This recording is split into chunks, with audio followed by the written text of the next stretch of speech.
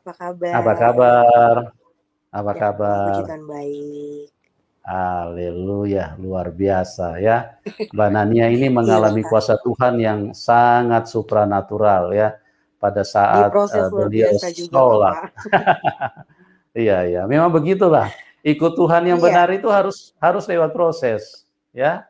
prosesnya Jadi, luar biasa, mesti pikul salib, ya, semuanya saya lewatin, tapi puji Tuhan, saya ya. masih Terima hidup kasih. dan tetap Terima di kasih sini. dulu ini buat Iya, Mbak Nania ya, yang saya juga terima sudah kasih, hadir Pastor, dan sudah mau memberikan restu luar biasa berbagi. pada malam hari ini. Anda luar biasa sekali ya. Terima kasih. Dan Terima pada kasih. malam hari ini Mbak Nania akan berbagi kepada teman-teman semua di channel Yusuf Manubulu supaya Iya, kita semua yang sudah percaya Tuhan Yesus bisa dikuatkan. Yang belum percaya Tuhan Yesus bisa dicerahkan, bisa betul. tersadarkan bahwa ada Betul, ya. satu Tuhan yang benar, Tuhan yang berkuasa, itulah Tuhan Yesus Kristus. Ya, Mbak Ya, Nania mungkin voice-nya bisa lebih keras ya Mbak supaya bisa maksimal ininya oke, tayangannya ya. oke. Mungkin segini cukup ya, Pak ya? Oke Mbak Nania. Oke, mulai dari latar belakang dulu nih supaya orang lebih jelas. Oh, Mbak Nania dulu imannya seperti ini, di Iya, doktrin seperti ini ya. Oke, oke, Mbak oke. Nania, waktu dan tempat saya serahkan kepada Anda. Monggo Mbak, silakan. Terima kasih, terima kasih. Saya semuanya berterima kasih dulu dan mengucapkan shalom buat saudara-saudara yang sudah menyaksikan YouTube kali ini. Saya memperkenalkan diri saya dulu, saya Nania Yusuf. Saya terlahir dari keluarga di seberang dulu, ya kan. Saya punya nama asli saya Narnia Kurniawati Yusuf. Cuman karena ikut Indonesian Idol jadi dipersingkat jadi Nania Yusuf dan lebih nama panggungnya Nania karena biar pelafalan orang Indonesia tuh nggak susah. Kalau Narnia kan agak susah kan, jadi huruf R-nya dihilangin jadi Nania begitu. Puji Tuhan saya dulu agama saya di sini bilang gimana ya? Saya dulu mempunyai kepercayaan saya Islam dulu dari kecil, dari saya lahir sampai akhirnya saya umur saya tahun 2009 akhirnya saya memutuskan untuk menjadi anak Tuhan karena saya melewati semua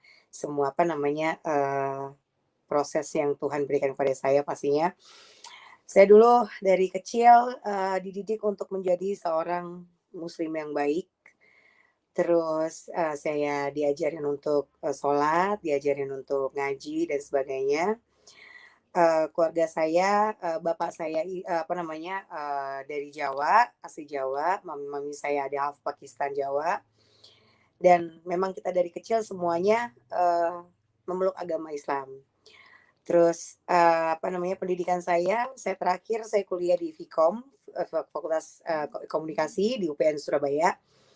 Tapi nggak tahu kenapa memang dari kecil, dari SD itu saya sudah tertarik dengan agama Kristen karena saya waktu itu saya masih ingat saya kelas 2 SD itu saya pelajaran agama selalu kabur di anak-anak agama Kristen karena di sana saya bisa diajari nyanyi, menceritakan bagaimana indahnya surga. Namanya juga anak kecil kan ya. Anak kecil itu kan pasti sukanya kan yang hal-hal yang menggembirakan gitu kan, bikin happy segala macam gitu. Saya sempat kabur-kaburan waktu itu dan nggak tahu kenapa setiap kali saya tulis biodata, zaman dulu kan namanya biodata ya Pak. Nama biodata saya itu agama saya Kristen gitu karena saya tertarik dengan nyanyi, dengan menceritakan kehidupan agama Kristen seperti apa gitu kan. Terus dari situ saya sempat keluarga saya sempat bapak sama mami saya sempat dipanggil gitu kan sebenarnya menanyakan sebenarnya agamanya Nani ini apa sih gitu kan. Terus mereka bilang agamanya Islam gitu kan. Mulai dari situ mereka mungkin agak bukan was-was ya, lebih tepatnya lebih berjaga-jaga kali ya. Mungkin kok anak saya kok nulis agamanya adalah agama Kristen gitu sampai suatu saat bapak sama mami saya itu keluarga saya sangat strength banget, jadi benar-benar yang sangat ketat banget dan disiplin banget. Saya mulai diajarin untuk ngaji, tapi memang dasarnya anaknya anak gimana ya, anak yang aktif banget gitu kan ya. Disuruh ngaji cuman bertahan sehari gurunya gitu kan. Terus sampai dimasukin ke TPA segala macam kayak gitu, yang ada main perang-perangan, yang ada main sarung kayak gitu-gitu kan ya. Jadi memang dari kecil itu memang Ya, sudah Mbak Nania, ya. Mbak Nania. Iya. Sorry Mbak Nania. Bisa pakai handsfree nggak Mbak? Soalnya suaranya kecil kelihatannya ya. Oh, kecil banget ya? Oke, Pak, sebentar ya, Pak. Iya. Saya konekin Coba dulu pakai sebentar. handsfree dulu Mbak, supaya ini. Ya sabar ya teman-teman ya, kita coba maksimalkan dulu supaya bisa didengar dengan baik ya. Iya, soalnya ini kan sambil charging ya, Pak ya. Karena kan durasi kita kan juga lama juga, takutnya nanti Iya. malah berhenti di tengah jalan gitu. Sebentar, saya ini dulu, saya setting dulu. Iya. Terlalu kecil banget ya, Pak? Iya. Halo, Kelihatannya Pak. agak kurang minimal suaranya, kecil. Oh, kecil ya. Oke. Sebentar, Pak. Ya.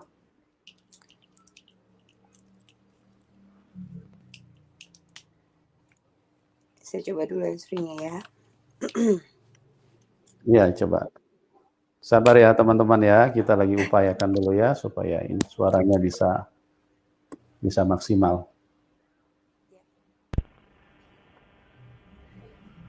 Halo. Sudah, Pak? Iya. Ya, sebentar ya. Sudah? Mic-nya agak dekatin ke mulut kali dikit, Mbak. Oke, Mic-nya. sudah? Oke, mantap. Oke, Ya, terima kasih. silakan.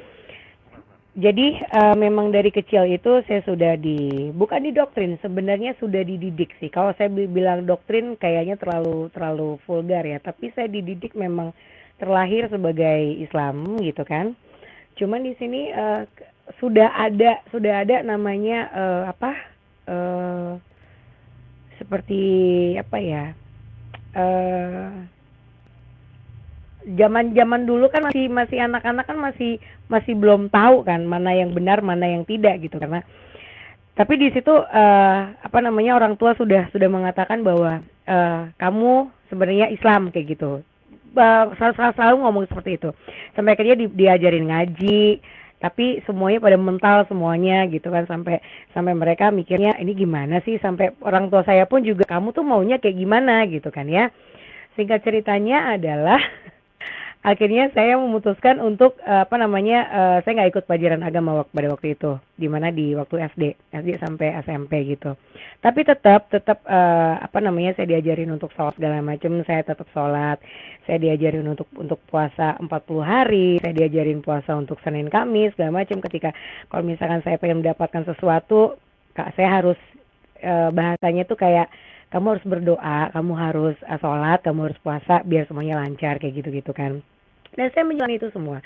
Saya menjalani itu semua sampai akhirnya saya waktu itu kuliah, semuanya saya jalanin, dan mereka pun juga seneng gitu loh, sampai semua saya lakuin, dari sholat sunnah, sholat duha saya ikutin, sholat tahajud saya ikutin gitu kan ya. Sampai akhirnya akhirnya saya menemukan titik balik dalam kehidupan saya. Titik baliknya adalah ketika saya terima Tuhan Yesus. Jadi waktu itu ada Alkitab teman saya, sahabat saya sendiri, si Dede namanya. Waktu itu datang ke tempat saya sudah di Jakarta waktu itu, udah ikut Indonesian Idol. Waktu tahun 2007-an lah. Tahun 2007, dia datang ke tempat saya, kita ngobrol, dan dia kebetulan dia Kristen. Dan dia waktu itu pulang dari gereja, terus kita ngobrol, terus dia pamit pulang, Kak, aku pulang dulu ya. Oke gitu kan. Terus nggak tahu kenapa waktu itu Alkitabnya ketinggalan. Nah, dari Alkitab ketinggalan itu, saya kan orangnya kan nggak bisa, saya orangnya nggak bisa ditantangi, dan saya orangnya sangat penasaran. Ini sebenarnya apa sih gitu kan? Saya penasaran. Saya waktu itu habis sholat Isya, saya baca itu Alkitab ya. Saya baca Alkitab. Di situ ada tulisan bahwa kita patut percaya bahwa Tuhan Yesus benar-benar ada. Mungkin pada waktu itu Tuhan Yesus itu memperkenalkan dirinya kepada saya dengan bahasa yang saya tahu. Karena kan dari kecil kan saya memang nggak bisa ngaji karena saya bandel gitu lah ya. Tapi Tuhan itu, kalau misalkan Tuhan waktu itu menunjukkan bahwa siapa Tuhan dengan cara mungkin dengan bahasa Alkitab yang saya tidak tahu, saya mungkin nggak akan terima Yesus gitu kan. Sampai akhirnya saya baca Alkitab, saya ada tulisan itu, kita patut percaya bahwa Tuhan Yesus benar-benar ada. Saya tutup Alkitab, jam 11 saya tidur. Terus saya bangun jam 3. Saya terbiasa bangun pagi karena sholat tahajud kan ya. Saya bangun jam 3, terus saya ambil air wudhu, terus saya sholat tahajud. Nah, lagi sholat tahajud itu, nggak tahu kenapa pas saya lagi sujud gitu, saya bilang sama Allah waktu itu, ya Allah, kalau misalkan Tuhan Yesus benar-benar ada, tolong tunjukkan ke saya. Itu spontanitas, sangat-sangat spontanitas. Saya nggak ada tuh yang kepikiran gimana-gimana, nggak. Cuman ngomongnya cuman gitu aja, ya Allah, kalau misalkan Tuhan Yesus benar-benar ada, tunjukin ke saya. Karena saya bilang dari awal kan saya orangnya nggak bisa ditantangi dan nggak bisa dibikin penasaran kan. Sampai akhirnya setelah saya doa semuanya, saya sujud syukur semuanya, terus saya kembali tidur lagi, ya kan, kembali tidur lagi. Nah, pas lagi in between itu antara tidur dan nggak tidur itu, tiba-tiba saya dengar pintu kamar saya itu diketok 3 kali. Di pintu kamar saya diketok 3 kali. Saya biasa tidur gelap, cuman ada cahaya sedikit doang gitu kan. Cuman nggak tahu kenapa waktu itu saya tuh pengen tidurnya tuh gelap karena kan saya mikirnya udah pagi juga kan ya gitu. Terus pas saya kaget, saya lihat saya dengar ada pintu diketok 3 kali. Saya buka mata, nah di situ ada cahaya kecil malah membesar di tembok saya. Dan itu cahayanya sangat silau dan itu sangat putih banget. Saya sampai nggak bisa lihat kan karena silau gitu. Terus di situ ada sosok wajah yang saya sebelumnya tidak pernah tahu dan tidak pernah kenal. Ketika saya buka mata, saya ngelihat itu, saya cuman sebatas leher dan kepala saja. Terus dia tersenyum pada saya. Dia tersenyum. Saya bingung. Saya dulu punya sixth sense. Saya dulu punya indera keenam. Saya bisa memprediksi orang mau meninggal seperti apa. Saya bisa memprediksi bakal ada kejadian apa.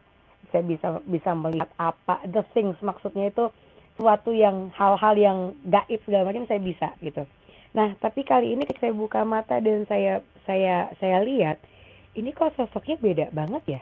Kok saya nggak pernah tahu nih, bukan serem, tapi kok saya malah yang ngerasa nyaman, terus saya ngerasa tenang gitu. Dan ketika saya lihat matanya itu dalam banget, itu benar-benar buat saya tuh sangat-sangat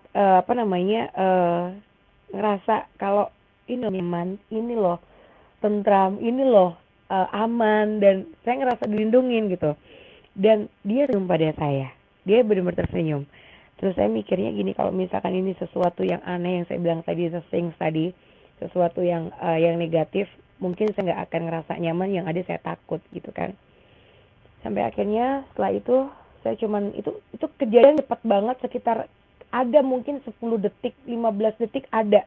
Karena itu cepat banget, begitu dia Yesus nongol itu, saya benar-benar kaget dan saya merasakan semuanya. Hal positif semuanya saya rasakan. Ya karena kenyamanan itu tadi kan. Setelah itu saya balik lagi tidur, dan saya cuman saya pas bangun, saya cuman mikir doang, itu tadi apa ya? Kok aneh banget ya? Kok nggak pernah ngeliat sebelumnya gitu. Sampai akhirnya saya nggak berani cerita sama siapa-siapa, ke mami, ke bapak, saya nggak mungkin cerita karena itu kan sesuatu yang saya juga belum tahu pasti sebenarnya itu apa gitu. Akhirnya saya keep sendiri. Tahun 2008 saya akhirnya cerita ke teman saya. Waktu itu dia punya dia juga melayani juga. Jadi teman-teman saya sama Kak Joy sama Bang Lucky gitu kan, yang mereka, si Kak Joy ini sering banget pelayanan sama Bang Roy ini. Dia orang Manado, Bang Roy Monday. Saya cerita sama Bang Roy. Waktu itu kita di Oakwood, di mana di Kuningan. Kita cerita, Bang, aku pengen cerita deh, tapi aku nggak berani mau cerita sama siapa. Mau cerita apa kamu, Nania, gitu kan? Jadi saya ceritakan semuanya itu. Dia cuma bilang gini, Nania, kamu itu sudah dipilih Tuhan Yesus untuk jadi anaknya. Maksudnya? Saya bilang gitu kan. Iya, kamu dipilih Tuhan Yesus untuk melayani dia. Melayani. Apa itu melayani? Saya nggak tahu kan. Terus dia cuma bilang gini, Nania, kamu punya suara yang luar biasa. Kamu dapat gift luar biasa dari Tuhan. Anugerah luar biasa dari Tuhan Yesus. Pergunakan itu, nak. Dia bilang gitu. Saya bingung. Melayani itu apa? Saya tahu arti melayani adalah ketika saya melayani misalkan ibu saya atau bapak saya atau anak saya melayani itu. Tapi saya nggak tahu maksud dari melayani ke Tuhan itu apa, seperti apa. Dia cuma bilang, layani Tuhan dengan suara kamu, permuliakan dia dengan nyanyian-nyanyian kamu. Dari situ saya langsung mikir, emang iya ya, emang orang Kristen begitu ya, saya bilang gitu kan. emang orang Kristen nggak ada yang sholat segala macam kayak gitu, karena saya benar-benar dididik benar-benar sangat-sangat Islam banget gitu. Tapi di bang fanatik juga enggak, tapi membebaskan. Cuman dari kecil memang sudah terbiasa seperti itu. Hingga akhirnya saya waktu itu saya DM sama Bang Roy, dia bilang, "Oke, sekarang kamu harus apa namanya, mencoba untuk menerima hadirat Tuhan seperti apa," gitu. Dan akhirnya dia kasih beberapa CD lagu. Terus dia bilang gini, "Minggu depan kamu akan saya ajakin untuk melayani Tuhan." Wow, apalagi nih, saya bilang gitu kan. "Kamu dengerin beberapa lagu ini Nania, saya kirim ke rumah kamu dan dengarkan. Kamu siapkan satu lagu aja. Lagu itu yang benar-benar kamu harus dengarkan, kamu resapi seperti apa. Itu akan membawa kamu," dia bilang gitu. Akhirnya Pak, waktu itu hari Jumat dia kirim, ya kan? Hari Rabu dia kirim, hari Jumat sampai. Waktu itu tahun 2008 akhir.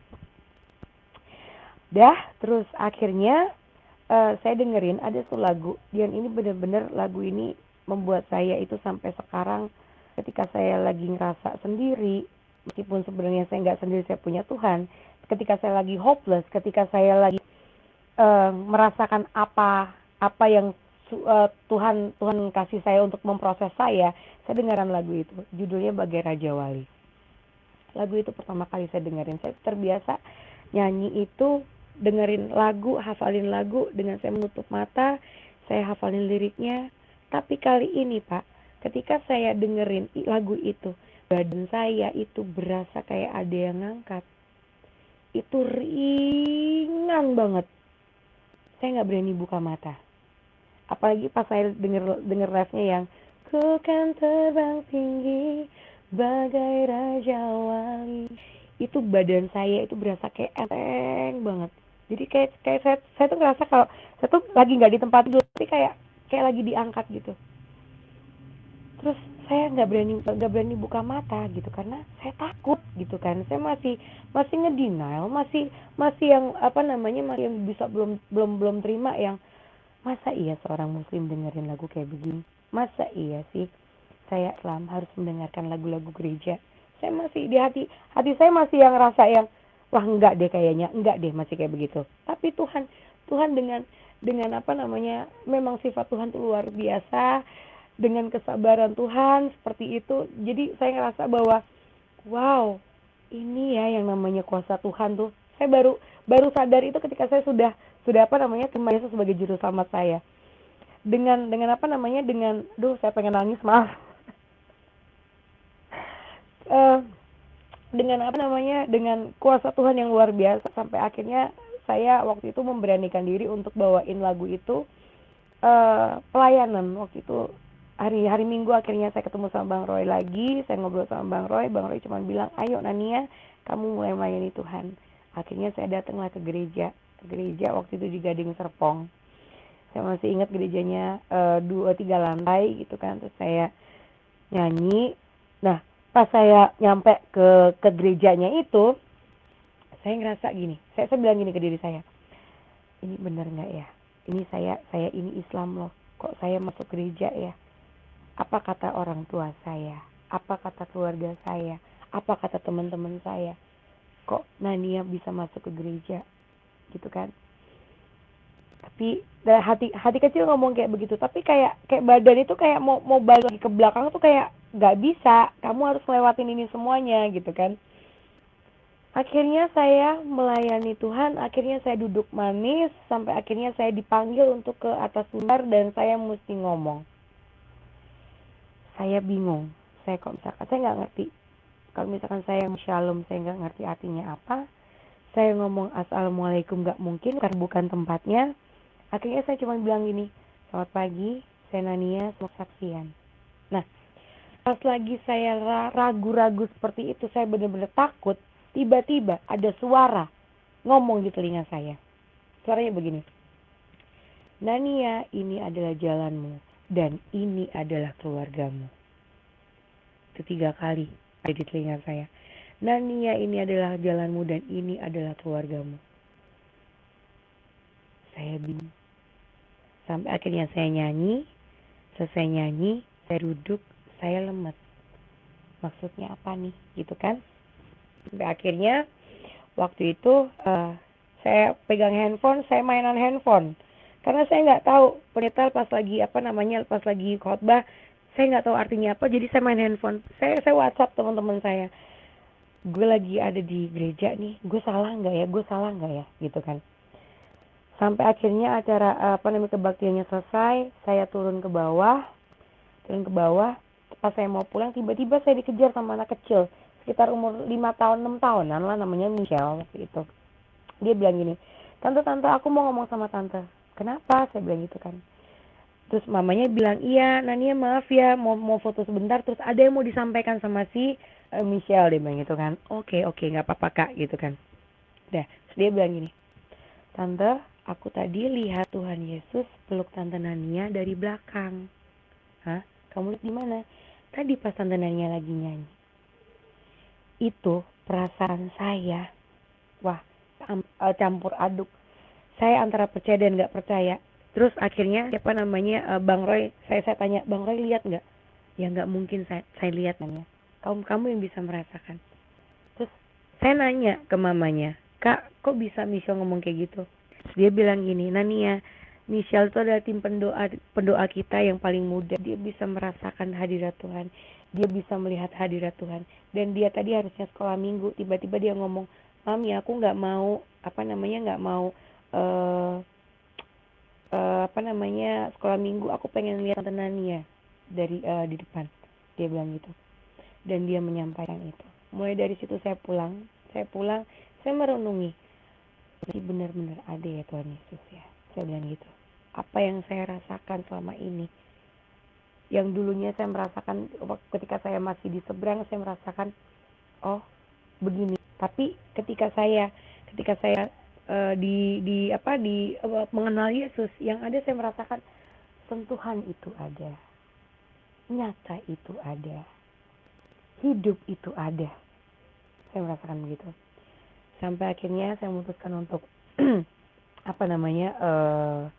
pelayanan. Saya melayani segala macam, saya sampai keluar kota gitu kan ya.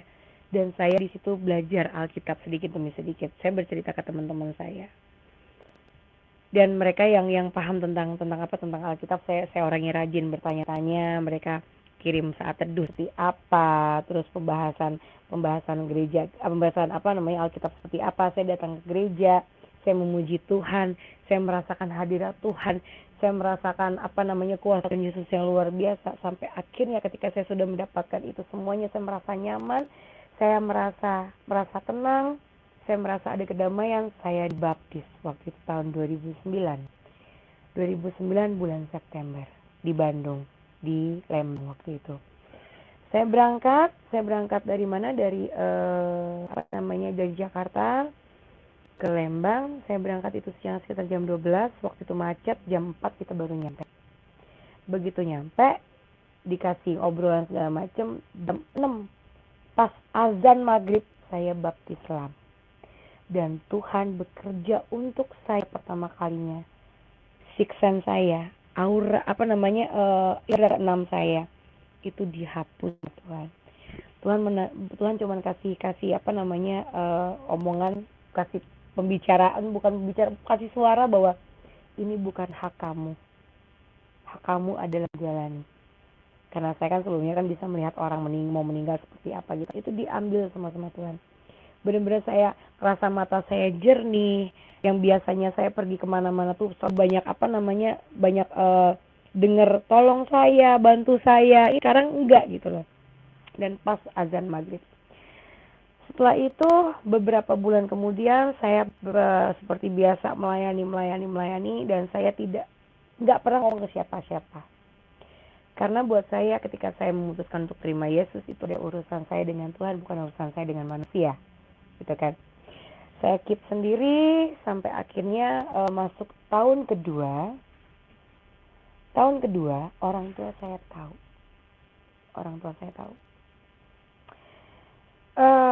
Saya dibuang dari keluarga saya. Pekerjaan yang sudah saya tanda tangani, saya sign kontrak, harus terpaksa saya batalkan karena saya marah sama Tuhan. Saya dibuang, saya nggak boleh ketemu anak saya, terus saya nggak boleh nggak boleh pulang waktu itu. Saya benar-benar diasingkan, teman-teman saya semua pada ngejauhin saya, banyak fitnah segala macam, kerjaan semuanya jadi mundur semuanya, bahkan cancel semuanya gitu. Saya cuma bilang sama Tuhan, saya marah waktu itu, Tuhan mana? Katanya Tuhan mau kasih aku jalan jalan lurus. Katanya Tuhan mau kasih jalan keselamatan. Kok ini malah aku nggak selamat? Saya bilang gitu. Kok malah aku kehilangan anakku? Kok malah aku kehilangan keluargaku? Mana? Saya bilang gitu. Lo ya Tuhan ya. Saya udah ngomongnya udah lu gue karena saya marah sama Tuhan waktu itu. Saya benar-benar kecewa Tuhan. Nggak ada jalan keselamatan. Saya bilang gitu. Setiap hari saya nangis, saya sesegukan, saya kayak orang gila. Karena nggak bisa ketemu orang tua saya, nggak bisa ketemu anak saya waktu itu masih kecil kan. Sampai akhirnya ketika saya sudah capek, saya benar-benar capek banget, itu saya ngelakuin itu tuh sekitar 2 bulan. 2 bulan saya dengan keterpurukan saya, dengan kecewa saya sama Tuhan. Ketika saya terpuruk, ketika saya sudah benar-benar udah umpatan semuanya, udah saya keluarin semua sama Tuhan, tiba-tiba hati kecil saya bilang, oke Nania, kamu harus berserah. Berserah ya, bukan terserah. Saya berserah waktu itu. Saya bilang, Tuhan, aku minta maaf. Sekarang aku menjalani apa yang harus aku jalani. Aku ikut Tuhan. Aku mau mendengarkan Tuhan. Ketika saya berserah, Tuhan bicara pada saya. Kamu diam, saatnya saya bicara. Saya benar-benar tunduk. Saya mau dengar-dengaran sama Tuhan. Saya mau melewati proses semuanya yang Tuhan kasih ke saya. Saya bisa terima kalau saya dibuang. Saya waktu itu di titik yang saya lagi sakit, pengen dipeluk sama orang tua. Saya pengen ketemu sama anak saya, tapi saya nggak punya siapa-siapa. Saya cuma ngomongnya sama Tuhan, Tuhan aku pengen dipeluk, aku kedinginan. Itu berasa badan saya ada yang meluk dari belakang. Terus saya setiap kali apapun itu saya jadi komunikasinya sama Tuhan. Karena saya teman benar-benar ngebuang saya semuanya. Pekerjaan saya nggak ada sama sekali. Karena mereka dengar saya terima Yesus kan. Saya benar-benar sendiri, uang di tabungan itu benar-benar menipis karena saya nggak kerja waktu itu, ya kan, sempat nggak kerja waktu itu sekitar 3-4 bulanan gitu, dan saya mesti tetap kasih anak saya kan. Saya kasih anak saya uang, ditolak sama mami saya, itu uang haram, itu nggak benar, itu uang iblis segala macam kayak gitu. Saya cuma bilang, Tuhan, mereka nggak tahu seperti apa, saya bilang gitu. Saya komunikasi terus sama Tuhan, mau makan saya ngomong sama Tuhan, mau pergi saya ngomong sama Tuhan. Pokoknya saya punya teman cuma Tuhan doang. Singkat ceritanya adalah ketika saya sudah benar-benar yang berserah, tadi saya bilang masuk tahun ketiga, bapak saya belum, waktu itu masuk tahun ketiga. Ini teman-teman itu yang awalnya ngejauhin saya, tiba-tiba ngedekat ke saya, dan saya bilang sama Tuhan, pasti Tuhan memulihkan kan satu-satu, saya bilang gitu, karena saya benar-benar sendiri Tuhan. Dari situ Tuhan bekerja untuk saya, sudah mulai ada pekerjaan lagi gitu kan. Terus saya happy lagi gitu, saya melayani lagi dengan dedenya, saya menyuarakan Tuhan Yesus semacam sampai penjuru manapun itu, sampai saya pelayanan di di pedalaman Kalimantan, saya memuliakan nama Tuhan. Saya bilang Tuhan tuh luar biasa, meskipun saya sudah diproses seperti itu, tapi saya memutuskan untuk tetap setia dan akan setia sama Tuhan. Sampai akhirnya waktu itu bapak saya telepon saya ngomong, yang awalnya bapak saya itu bilang, kamu akan saya bunuh, kamu nggak layak jadi anak saya, mami saya apalagi, karena Islam banget kan, saya akan bunuh kamu, saya nggak boleh pulang. Tiba-tiba waktu saya perjalanan ke Bandung, waktu itu jam 8 malam, saya masih ingat, saya di mobil, tiba-tiba ada SMS masuk. Saya lihat, zaman dulu ada SMS ya Pak, saya lihat gitu, wah Bapak, saya bilang gitu. Saya taruh dulu handphone saya di tas saya doa sama Tuhan, ini apa lagi ya, saya udah capek loh, apa namanya, diteror terus-terusan, saya bilang gitu. Terus saya mikir lagi di situ, kalau saya nggak buka, saya gimana? Kalau saya buka, saya takut gitu kan. Hati saya bilang, oke Nania, you have to open it. Oke, akhirnya saya buka itu. Saya buka. Saudara tahu, itu SMS pertama kali yang bikin saya bahagia sebahagia-bahagianya. Dia cuma bilang gini, Nia, panggilan rumah saya Nia kan. Nia, Bapak kangen, kamu di mana? Saya bingung jawabnya. Saya bilang waktu itu saya pelayanan, saya nggak mungkin. Saya bilang, Pak, aku lagi di mobil, aku perjalanan ke Bandung. Saya bilang gitu, aku perjalanan ke Bandung dan aku mau ada nyanyi. Saya bilang gitu. Bapak di mana? Bapak lagi di Jakarta. Ayo ketemu. Saya bilang, Pak, nggak bisa. Besok pagi saya baru nyanyi. Itu hati saya tuh sangat gimana ya? Antara bahagia, terharu, tapi takut juga gitu kan. Sampai akhirnya waktu itu saya bilang sama Bapak pulang kapan? Bapak besok pulang gitu kan. Oke Pak, aku janji nanti sebisa mungkin aku ini ya Pak, hubungin Bapak ya, saya bilang gitu kan. Gak mungkin Bapak besok first flight soalnya balik ke Surabaya gitu kan. Dan itu benar-benar saya nyampe hotel, saya ulang-ulang itu kata-katanya, saya ulang-ulang, saya bilang gini, Tuhan, bener loh Tuhan sudah memulihkan dengan cara Tuhan, dengan benar-benar waktunya Tuhan, yang mungkin kita ngerasa bahwa waktu Tuhan itu lama banget sih gitu kan. Tapi mungkin buat kita lama banget, tapi ternyata Tuhan itu mengerjakannya itu yang step by step, dari benar-benar yang pelan, tapi pasti gitu loh. Hingga akhirnya saya bilang, dari situ saya bilang sama Bapak, kita komunikasi ya Pak. Saya akhirnya terbuka komunikasi dengan Bapak saya. Dan saya bisa ngobrol sama sama anak saya. Karena saya waktu itu masih kecil. Saya bisa ngobrol sampai akhirnya saya memutuskan untuk akhirnya ya udah aku pulang deh gitu kan. Itu udah masuk. Ya jadi selama tahun ketiga itu saya sudah baik-baik saja sebenarnya, tapi hanya Bapak aja yang bisa terima saya. Sampai akhirnya masuk tahun kelima. Nah itu masuk tahun kelima, Bapak saya itu bilang, Nania, mendingan kamu pulang deh karena anak kamu mau ulang tahun gitu kan. Oh iya aku mau pulang, saya bilang gitu. Oke aku mau pulang Pak gitu kan.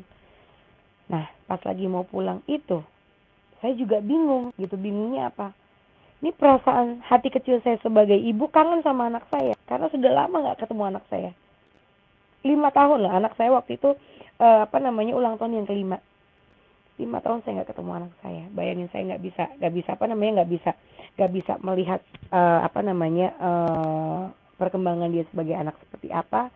Dari kecil sampai besar saya nggak tahu seperti apa. Saya pengen pulang. Hati kecil saya bilang tidak, tapi secara daging saya pengen ketemu anak saya. Itu bergejolak tuh di hati kecil, iya tidak. Sampai akhirnya asisten saya bilang, Kak, ayo pulang. Ini kesempatan kakak untuk pulang. Saya bilang, iya ya, pulang ya dek, saya bilang itu. Pulang Kak. Nggak tahu kenapa waktu itu saya nyanyi di Balikpapan. Harusnya ada dong direct flight dari Balikpapan ke Surabaya. Tapi nggak tahu kenapa waktu itu saya bilang sama asisten saya, pesenin aku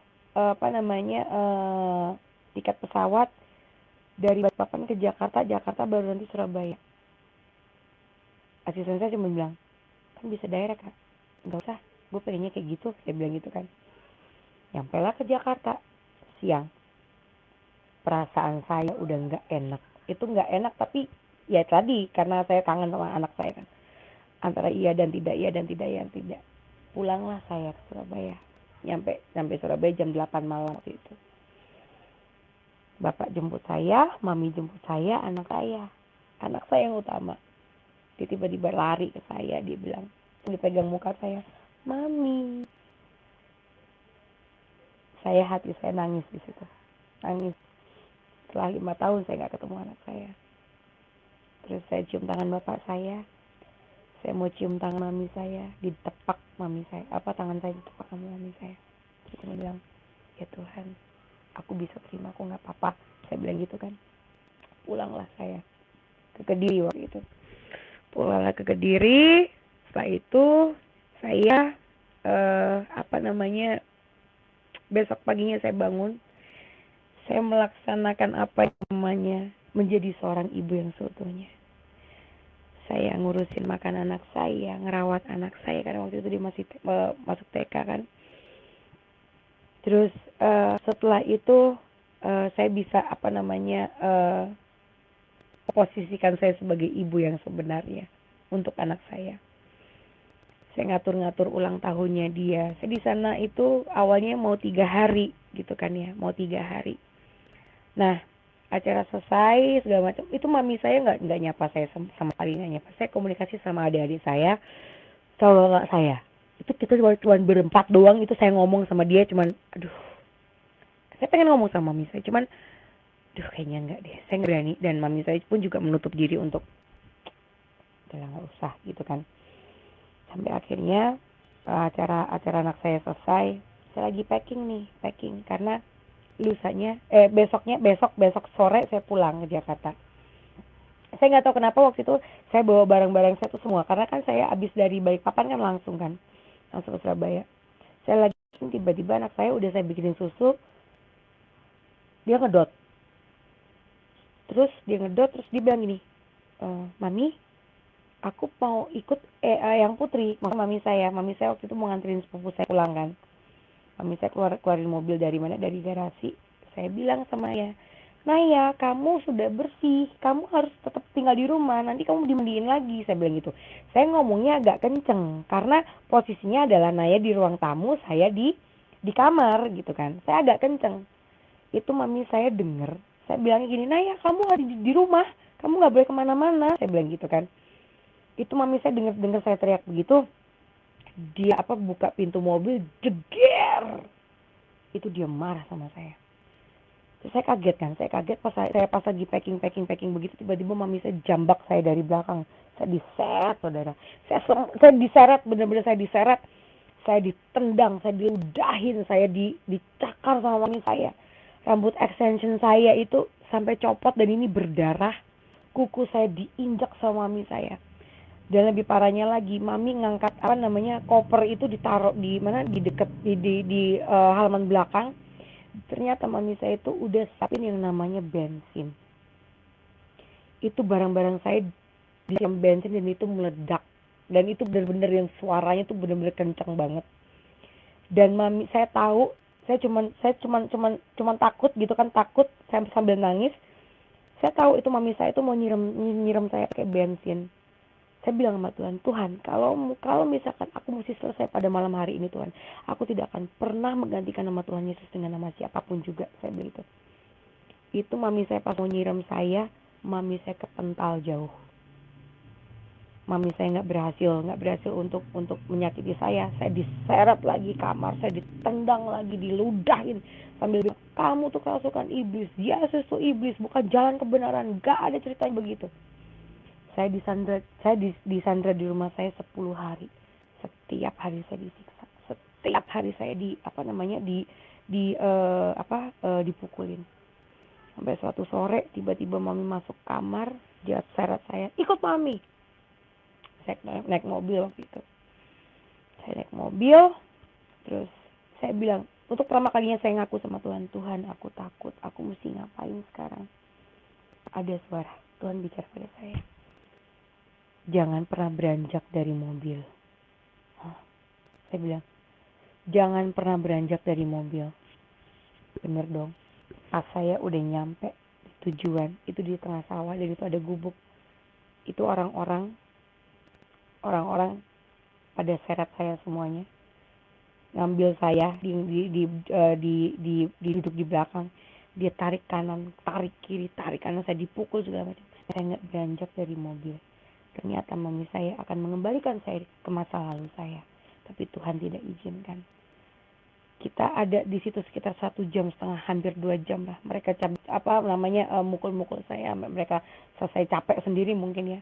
Saya dibawa lagi sama mami saya ke rumah. Saya dihajar lagi. Saya bilang sama Tuhan, aku mesti gimana? Mereka nggak ngerti Tuhan apa yang perbuat sama mereka. Mamiku nggak tahu Tuhan, bapakku juga nggak tahu Tuhan. Saya bilang gitu. Akhirnya handphone apa? Saya udah nggak punya apa-apa. Semua barang-barang saya dibakar sama suami saya. Saya cuma pakai baju yang melekat di badan saya waktu itu. Terus handphone bapak saya, handphone karyawan saya disita semuanya biar saya apa namanya nggak bisa hubungin agent saya di Surabaya waktu itu kan. Nggak tahu kenapa waktu itu bapak saya ngerasa mungkin iba sama saya dan kasihan sama saya. Dia buka pintu, dia bilang, ayo kita keluar dulu, kita ngobrol, bilang gitu. Oke Pak, kita ngobrol ya Pak, saya bilang gitu kan. Terus saya curhatlah di situ, Pak. Saya itu terima Yesus bukan karena siapa-siapa. Saya terima Yesus karena saya menemui, karena saya ada apa namanya, ada ketemu sama Yesus. Bukan karena saya pacaran sama siapa, bukan karena saya dekat sama siapa, bukan karena saya pengennya seperti apa, enggak. Tapi aku ketemu Yesus tuh benar-benar yang pribadi, antar aku sama Yesus. Saya bilang gitu. Bapak saya cuma bilang, iya Bapak percaya. Nah bapak saya dulu rokok, dia ambil di kantongnya dia, loh nih ya, kok ini ada handphone. Udah, kamu hubungin agent kamu minta jemput. Akhirnya saya telepon agent saya. Besok paginya saya flight waktu itu jam 7 pagi, saya dijemput itu sekitar jam 3 pagi saya dijemput. Saya melarikan diri. Saya dibantu sama bapak saya melarikan diri. Akhirnya saya sampai ke Jakarta. Dari itu saya bilang sama Tuhan terima kasih. Itu benar-benar Tuhan tuh bekerja untuk saya. Coba kalau misalkan saya waktu itu mengiyakan orang tua saya untuk kembali ke masa lalu, saya tidak akan pernah hidup seperti ini. Singkat ceritanya adalah ketika saya pas sudah sampai di Jakarta, saya benar-benar yang ngomong sama Tuhan, aku mau ikut apa kata Tuhan. Aku mau ikutin semuanya apa kata Tuhan. Dan puji Tuhan, dari situ semua sudah mulai dipulihkan sampai akhirnya keluarga saya bisa menerima saya sebagai anaknya. Dan puji Tuhan, sampai hari ini mereka sudah menerima saya sebagai anaknya. Kita selalu saya selalu kalau misalkan Lebaran saya pulang, terus kalau misalkan mereka mengucapkan Selamat Natal segala macam kayak gitu. Itulah kehidupan saya setelah saya terima Yesus, dan sekarang semuanya sudah dipulihkan. Tinggal satu, saya pengen mereka terima Yesus juga dalam kehidupan mereka, terutama anak saya. Jadi ikut Tuhan itu sebenarnya tuh ngeri sedep gitu kan ya. Serem juga, tapi ya memang harus dijalani gitu, karena apapun yang proses yang kita lewati, Tuhan itu sudah merasakan sebelumnya. Tuhan sudah bisa merasakan sebelumnya. Tapi pasti ada kekal, pasti ada keselamatan. Dan puji Tuhan, sampai sekarang saya masih selamat dan saya akan selamatkan sama Tuhan. Mungkin itu saja Bapak Yesus yang bisa saya sharing di sini. Terima kasih.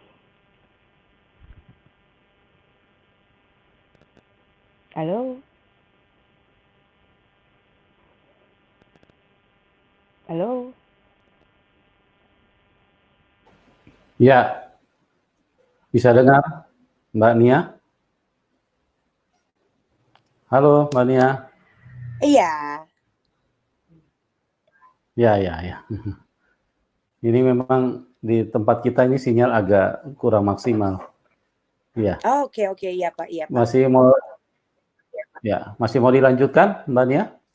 Sudah Bapak. Oke, baik, puji Tuhan ya. Terima kasih buat kesaksian yang luar biasa. Jadi memang ikut Tuhan Yesus itu tidak mudah ya teman-teman. Karena saya kasih penjelasan seperti ini. Tuhan Yesus itu kebenaran. Tuhan Yesus itu kebenaran. Dia turun dari surga untuk menyelamatkan manusia. Dunia ini dikuasai oleh iblis. Itu tertulis di dalam Yohanes 12 ayat 31, Yohanes 14 ayat 30, Yohanes 16 ayat 13. Ayat 13 apa 11 ya. Di situ dikatakan bahwa dunia ini dikuasai oleh iblis. Jadi pada saat seseorang percaya kepada Tuhan Yesus, maka iblis akan marah. Ya, dia akan menggunakan keluarga, dia akan menggunakan teman, dia akan menggunakan lingkungan, dia akan menggunakan siapa saja yang iblis akan pakai untuk menyiksa.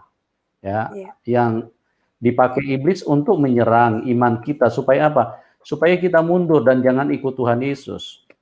Kok bisa begitu? Ya, karena iblis tidak suka manusia selamat. Iblis mau manusia semuanya mati binasa, dihukum di dalam neraka. Hanya orang yang percaya kepada Tuhan Yesus yang bisa menerima keselamatan. Jadi disinilah kita melihat jelas bahwa ikut Tuhan itu tidak mudah. Dan berbagai narasumber yang kami hadirkan, hampir semuanya mengalami hal yang sama. Artinya pada saat mereka percaya sungguh-sungguh kepada Tuhan Yesus, maka aniaya mulai datang, tekanan mulai datang. Bahkan aniaya itu datang bisa dari keluarga sendiri, dari orang-orang terdekat. Bahkan ada yang sampai diceraikan suaminya, ada yang sampai tidak dikasih harta, ada yang sampai ya seperti itulah. Nah, Mbak Nania tadi sudah menyaksikan bagaimana ibunya sampai rambutnya dijambak, sampai luka, ya, karena itu adalah satu proses bagaimana reaksi dunia, ya. Jadi dunia ini sangat marah, dunia ini dikuasai setan, teman-teman, ya. Dunia sangat marah kalau ada orang yang percaya kepada Tuhan Yesus. Nah, di dalam iman kita, di dalam Tuhan Yesus, kalau kita tetap bertahan, maka kita akan selamat. Karena Tuhan Yesus berkata, berbahagialah orang yang bertahan sampai kepada kesudahan, karena mereka akan diselamatkan. Jadi kalau kita, artinya iman kita tidak sungguh-sungguh, Tuhan Yesus juga berkata, jikalau kamu mau mengikut aku, jikalau kamu tidak mau pikul salib dan sangkal diri, kamu tidak layak jadi pengikutku. Jadi itu memang merupakan konsekuensi ya teman-teman ya.